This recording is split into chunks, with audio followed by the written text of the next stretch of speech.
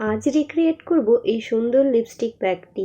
আসলে যেদিন থেকে আমি নীতা আম্বানির এই পপকর্ন ব্যাগটি বানিয়েছি সেদিন থেকেই এক বোন রিকোয়েস্ট করছিল যাতে আমি লিপস্টিক ব্যাগও রিক্রিয়েট করি। তো এখানে আমি একটা কন্টেনার নিয়ে কার্ডবোর্ডের সাহায্যে সেটাকে একটু উঁচু করে দিয়েছি।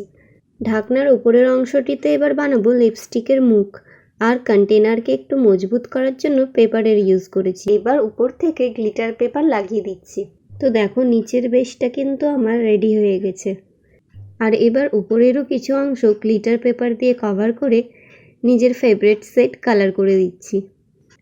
আর এবার পালা উপর থেকে একটু গ্লিটার লাগানোর। আসলে উপরেও আমি গ্লিটার পেপার লাগাতে পারতাম, কিন্তু আগেই গ্লিটার কিনে নিয়েছিলাম বলে ভাবলাম এরকমই গ্লিটার ছিটিয়ে দিই। তো ব্যাগটি কেমন হয়েছে অবশ্যই জানিও। আর আমার বোনেরও এত পছন্দ হয়েছে যে ওইও অনেক কটা ছবি তুলেই নিয়েছে। তো আজকের জন্য এতটাই। Bye bye.